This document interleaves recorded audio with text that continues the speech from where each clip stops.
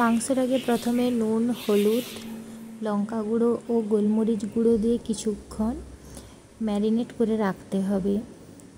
এরপর কড়াইতে একটু অল্প পরিমাণ সাদা তেল গরম করতে দিলাম। তেলটা যতক্ষণ না গরম হচ্ছে আমরা একটু ওয়েট করব।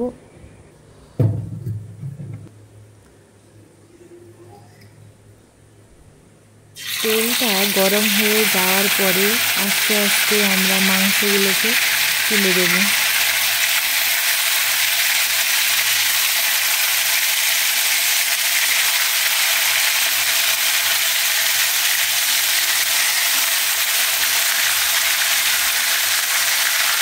মাংসটা যতক্ষণ না পর্যন্ত একটু লাল লাল হয়ে আসছে ততক্ষণ মাংসটাকে আমরা ভাজব।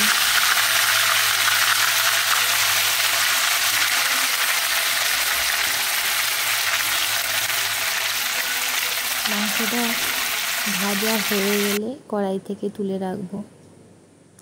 এবার কড়াইতে অল্প পরিমাণ তেল দিয়ে তাতে জিরে, শুকনো লঙ্কা,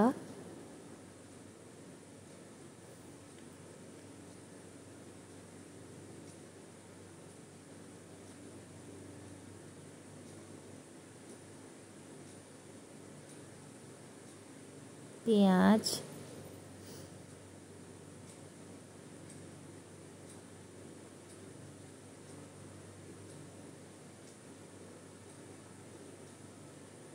আদা, রসুন গুলিকে ভালো মতো অল্প আঁচে ভেজে নিতে হবে। ভেজে নেওয়ার পরে মশলাগুলিকে আমরা ঠান্ডা করে নেব। ঠান্ডা করে একটা মিক্সির জারে পেস্ট করে নেব। পেস্ট হয়ে গেলে কড়াইতে অল্প পরিমাণ তেল দিয়ে তাতে ওই পেস্টটি দিয়ে দিতে হবে।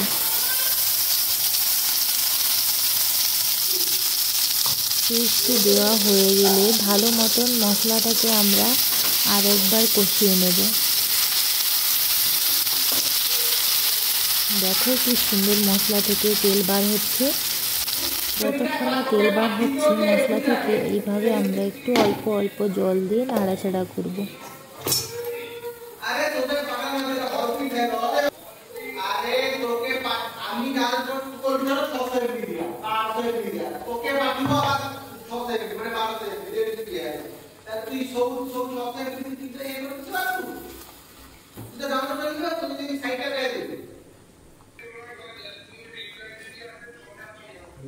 অল্প একটু লবণ,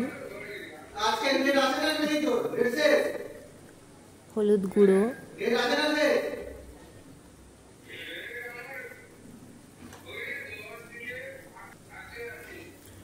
যোগ করে নাড়াচাড়া করতে থাকবো। মশলাটা ঠিক মতন কষাতে হবে।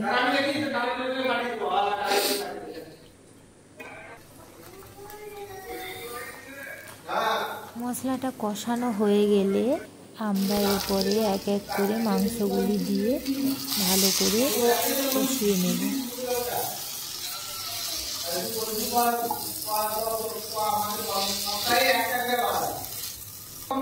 কষানো হয়ে গেলে অল্প পরিমাণ জল দেব।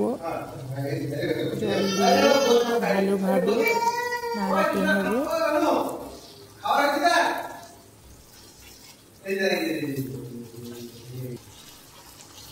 একবার এইভাবে বানিয়ে দেখো বন্ধুরা, খুব সুন্দর লাগে খেতে।